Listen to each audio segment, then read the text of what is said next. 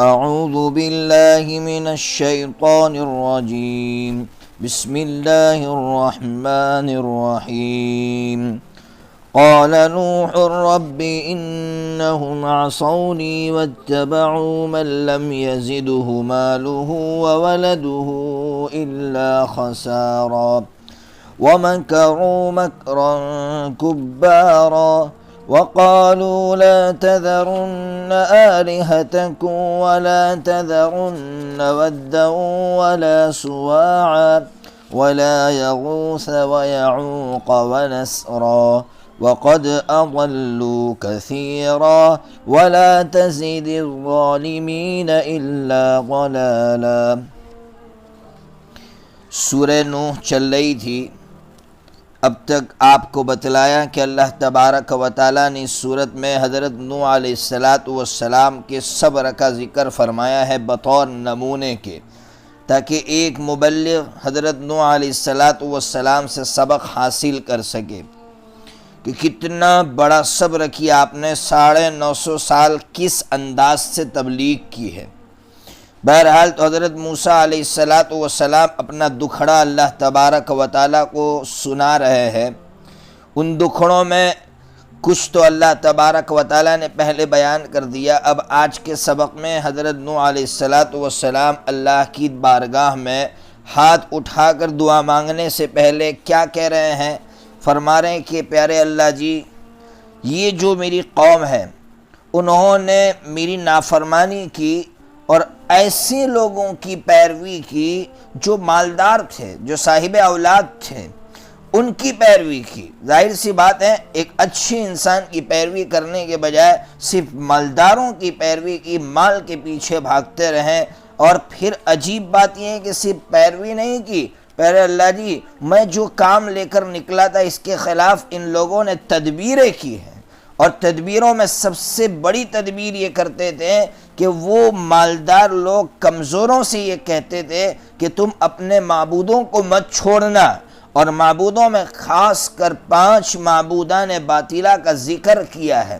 اب اس کی طرف میں آؤں گا، لیکن یہاں میں آپ کو جو سنانا چاہتا ہوں یہ سنانا چاہتا ہوں کہ ایک بات تو یہ سمجھ میں آئی کہ حضرت نوح علیہ السلام اللہ کی بارگاہ میں جب دعا کے لیے ہاتھ اٹھا رہے ہیں تو دعا سے پہلے اپنا دکھڑا سنا رہے ہیں، تو ہمیں بھی دعا کرنے کا ایک طریقہ سمجھ میں آ رہا ہے کہ دعا کرنے سے پہلے اللہ تبارک و تعالیٰ سے کس طرح بات کی جاتی، کس طرح مناجات ہوتی ہے۔ دوسری بات یہ سمجھ میں آ رہی ہے کہ قوم کے مالدار انہوں نے قوم کے کمزوروں کو گمراہ کیا۔ آج ہماری قوم یعنی جو مسلمان ہے ان کا حال یہ ہے کہ مسلمانوں کے جو مالدار ہیں یا مسلمانوں کے وہ لوگ جو کرسیوں پر بیٹھے ہوئے ہیں وہ کمزوروں کا سودا کر رہے ہیں، کمزوروں کو گمراہ کر رہے ہیں، اپنے مفاد میں کچھ پیسوں کی خاطر پوری قوم کا سودا کر رہے ہیں، پوری قوم کو نقصان پہنچا رہے ہیں۔ انہیں معلوم ہونا چاہیے کہ جس طرح نوح علیہ السلام کی قوم کے مالداروں نے یہ کام کیا تھا تو اللہ تبارک و تعالیٰ نے پوری قوم کو غرق کر کے رکھ دیا، ڈبو دیا تھا۔ اور آپ کو بتایا تھا میں نے اس سے پہلے کہ 6 مہینے تک مسلسل اللہ نے بارش بھیجی اور ایک طوفان بھیجا، دنیا کی کوئی طاقت اس کا مقابلہ نہیں کر سکی۔ اگر آج بھی یہ لوگ نہیں سنبھلے اور کمزور لوگ بھی نہیں سنبھلے، ان کی باتوں میں آ کر اسلام کو نقصان پہنچاتے رہے تو یاد رکھنا ہمارا بھی حشر ایسا ہی ہوگا۔ اب سنیے کہ یہ جو نوح علیہ السلام کی قوم تھی یہ بت پرست قوم تھی، شرک میں مبتلا تھی۔ اب سوال یہ ہوتا ہے کہ حضرت نوح علیہ السلام سے پہلے جو 3 نبی گزرے ہیں، حضرت آدم علیہ السلام، حضرت شیث علیہ السلام، حضرت ادریس علیہ السلام، ان کی زمانے میں تو شرک تھا نہیں، یہ شرک کس طرح وجود میں آیا؟ تو اس کے بارے میں بخاری شریف کے اندر حضرت عبداللہ ابن عباس رضی اللہ عنہ کی روایت ملتی ہے، صاحب روح المعانی نے تفصیل کے ساتھ اس کو نقل کیا ہے۔ یہ نقل کیا ہے کہ یہ ود، یہ سواع، یغوث، یعوق اور نسر، یہ 5 بزرگوں کے نام ہیں۔ اب یہ کس کے بیٹے تھے؟ کچھ لوگ کہہ رہے ہیں کہ حضرت ادریس علیہ السلام کے بیٹے تھے، کچھ کہہ رہے حضرت آدم علیہ السلام کے، کسی کے بھی بیٹے تھے، بڑے نیک بزرگ تھے۔ لوگ کیا کرتے تھے، جب یہ 3 نبی اس دنیا سے چلے گئے تو پھر لوگ یہ جو 5 بزرگ تھے ان سے اپنے معاملات حل کرواتے تھے. کسی مسئلے میں کوئی ضرورت پڑتی ان کے پاس جاتے یا ان کے پاس بیٹھتے تو ان کو بہت کچھ سیکھنے کو ملتا. جب یہ 5 بزرگ اس دنیا سے چلے گئے تو لوگوں کو بڑا افسوس ہوا، صدمے میں تھے. ان کی اس صدمے کا شیطان نے فائدہ اس طرح اٹھایا کہ شیطان نے ان سے یہ کہا کہ کام کرو، ان کی ایک تصویر بناؤ، مجسمہ بناؤ، مجسمہ بنا کر تم اپنے گھروں میں یا جہاں عبادت کرتے ہو وہاں رکھو، تو تمہیں ان سے انس حاصل ہوگا.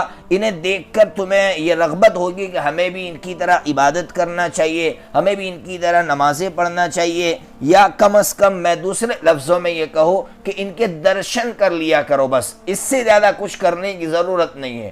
لوگوں نے کہا اچھی بات ہے، اس میں کون سی خرابی ہے، صرف درشن ہی کرنا ہے. اور یہ اچھے لوگ تھے، اچھے لوگوں کی تصویر اگر گھروں میں ہوگی تو ان کی یاد تازہ ہوگی اور وہ جو نیک کام کرتے تھے وہ ہم کرنے لگیں گے. اب جب ایک نسل چلی گئی، دوسری نسل آئی تو شیطان نے ان کو یہ پٹی پڑھائی کہ دیکھو یہ جو مجسمے تمہیں نظر آ رہے ہیں نا، یہ در حقیقت معبود ہے. تمہارے باپ دادا جو ہے نا روزانہ ان کی عبادت کرتے تھے. اب بچے ابا کو دیکھتے ہوں گے کہ ابا تو صبح میں اٹھتے تو ان کا درشن کرتے، ان کو روزانہ ان کے پاس آتے، تو بچوں نے سمجھ لیا، اس کے شیطان کی بات کو سچا سمجھا کہ شیطان تو سچ کہہ رہا ہے کہ یہ تو بت ہے. تو اب اس طرح اس نے بت پرستی میں پوری قوم کو مبتلا کر دیا. تو ہمیں اس سے سب سے بڑا یہ سبق مل رہا ہے کہ ہم لوگ گھروں میں بڑوں کی تصویریں لٹکا دیتے ہیں، مسلمان لٹکاتے ہیں.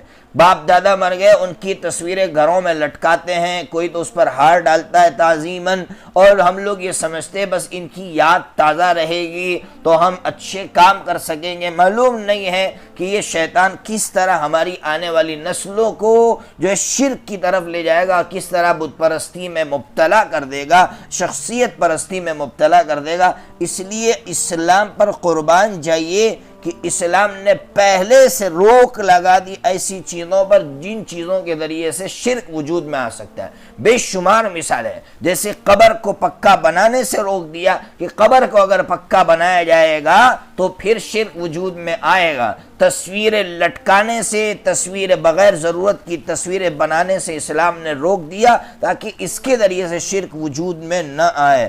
اس لیے اس کی بہت بڑی ضرورت ہے. آج کچھ لوگ صرف قبروں کی زیارت کے لیے جاتے ہیں، یہ کسی ایک بزرگ کی قبر کی زیارت کے لیے جاتے ہیں، مقصد موت کی یاد تازہ کرنا نہیں ہوتا، کوئی اور مقصد سے جاتے ہیں تو شرک میں مبتلا ہو جاتے ہیں. اس لیے قربان جائیے کہ حضرت نبی پاک صلی اللہ تعالیٰ علیہ وسلم نے فرمایا تھا زور القبور، قبرستان کی زیارت کرنا، کسی ایک قبر کی زیارت کے لیے نہیں.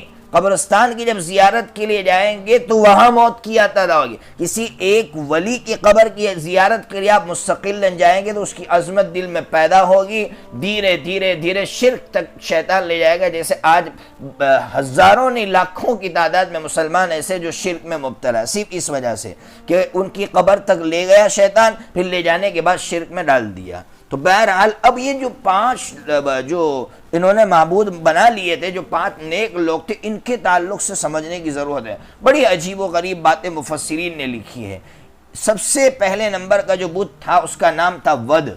ود مودت سے بنا ہے. عربی میں مودت کے معنی محبت کو کہتے ہیں. گویا یہ ود جو ہے یہ محبت کا دیوتا تھا اور مرد کی شکل میں اس کو بنا کر رکھا تھا. بہت اہم جو ہے معلومات ہیں، اس کو سمجھنے کی ضرورت ہے. مرد کی شکل میں بنا کے رکھتے تھے. جب چونکہ جو ہے مرد جو ہے فطرتاً اس کو عورت کی خواہش ہوتی ہے، اس سے مقاربت کرتا ہے تو نسل پیدا ہوتی ہے. تو یہ ود محبت کا دیوتا تھا، اس کی لوگ پرستش کرتے تھے، پوجا کرتے تھے. آج ہمارے یہ جو ہندو بھائی ہے نا اس کو برہما جی مہاراج کہتے ہیں، جس کا مطلب یہ ہے کہ اس کائنات کو ایجاد اس نے کیا ہے. تو گویا مرد کی شکل میں اس کو بنایا اور مرد کی شکل میں بنانے کے بعد ان کا دماغ یہاں تک پہنچا اور یہاں تک پہنچنے کے بعد انہوں نے یہ عقیدہ رائج کیا. دوسرے نمبر کا جو بزرگ تھے ان کا نام تھا سوا. عربی میں سوا کے معنی سکون اور جو ہے اطمینان کے لیے بولا جاتا ہے. اس کو حسن و جمال کی دیوی کہتے تھے عورت کی شکل میں بناتے تھے، جس طرح عورت گھر کو چلاتی ہے، گھر کے کام کاج انجام دیتی ہے، اسی طرح وہ یہ سمجھتے تھے کہ یہ جو دیوی ہے یہ کائنات کو چلاتی ہے، گویا جو ود تھا اس نے کائنات کو پیدا کیا اور یہ جو دیوی ہیں یہ کائنات کو چلاتی ہے۔ اللہ حفاظت فرمائے۔ ہمارے ہندو اسے وشن جی کہتے ہیں یا اس کے لیے اور کیا لفظ استعمال کرتے ہیں، بہرحال تو وہ یہ سمجھتے تھے کہ یہ کائنات جو چل رہی ہے نا یہ دیوی سے چل رہی ہے، جس طرح گھر چلتا ہے ایک عورت کے ذریعے، اس لیے کائنات کے کسی معاملے میں گڑبڑی واقع ہو جاتی ہے تو وہ لوگ اس کی طرف بھاگتے ہیں۔ اور تیسرے نمبر کے جو بزرگ تھے ان کا نام تھا یغوث۔ یہ غوث کے مادے سے بنا جس کے معنی آتے ہیں فریاد رس۔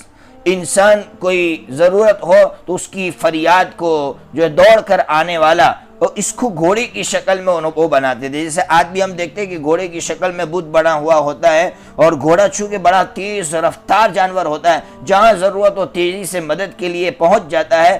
ان کا عقیدہ یہ تھا کہ جب مصیبت میں غائبانہ طور پر اس کو پکاریں گے تو یہ فوراً ہماری مدد کے لیے پہنچ جائے گا اور ہماری ضرورت پوری ہو جائے گی۔ اللہ اللہ، آج تھوڑی دیر کے لیے سوچئے یہی عقیدہ مسلمانوں میں کس طرح سے شیطان نے منتقل کیا کہ آج حضرت پیران پیر شیخ عبد القادر جیلانی نور اللہ مرقدہ، ظاہر سی بات ہے اتنے بڑے موحد تھے۔ آپ کی جو کتاب ہے فتوح الغیب، آپ اس کا ایک ایک حرف پڑھیں گے تو آپ کو اندازہ ہوگا کہ توحید سے لبریز کتاب ہے۔ انہوں نے پوری زندگی توحید کی دعوت دی ہے، لیکن اس کے باوجود آج بہت سے لوگ ان کو غوث اعظم کہتے۔ یاد رکھیے حضرت پیران پیر کو غوث اعظم کہنا جائز نہیں ہے، اس لیے کہ غوث اعظم کے معنی ہوتے ہیں یہ بہت بڑے مددگار ہیں۔ اگر کسی مصیبت میں پھنس جائے، غائبانہ طور پر ان کو پکارا جائے تو یہ ہماری مدد کے لیے آتے ہیں۔ سوچئے کہ وہ جو غیر مسلمین تھے یا حضرت نوح علیہ السلام کی جو قوم تھی ان میں اور کچھ وہ بھائی جو یہ عقیدہ رکھتے ہیں، کیا فرق باقی رہ جاتا ہے؟ اس لیے بہت شاطر ہے بھائی شیطان، بہت خطرناک جو ہے کس طرح سے وہ امت کو جو ہے شرک میں مبتلا کرتا ہے، اس کو سمجھنے کی ضرورت ہے۔ اس لیے جب پیران پیر شیخ عبد القادر جیلانی نور اللہ مرقدہ کا نام لینا، ہم شیخ عبد القادر جیلانی رحمۃ اللہ علیہ ان ولیوں میں سے ہیں کہ ان کے ہاتھ پر 1.25 لاکھ آدمیوں نے توبہ کی ہے۔ آپ سوچئے کفر و شرک چھوڑ کر ایمان قبول کیا ہے۔ جو جس بندے نے اتنی محنت کی ہو توحید کے لیے، اس بندے کو پکارنا اور اس کی محنت پر پاری پھیرنا، کیا یہ ان بزرگوں کے ساتھ محبت ہے؟ اگر وہ بزرگ ہوتے تو ہم سے ایسی نفرت کرتے جیسے ہم پاخانہ سے نفرت کرتے ہیں۔ اسی لیے شیطان کے واروں کو سمجھنے کی ضرورت ہے۔ اور بھی جو عقائد ہیں وہ باقی رہ گئے، بس اللہ تبارک و تعالیٰ سے دعا کریں کہ اللہ تبارک و تعالیٰ ہماری نسلوں کی شیطان کے اس مکر سے اور جو شیطان کے چیلے ہیں ان کے مکر سے حفاظت فرما کر شرک سے، بدعات سے، رسومات سے، خرافات سے حفاظت فرمائے۔ وآخر دعوانا الحمدللہ رب العالمین۔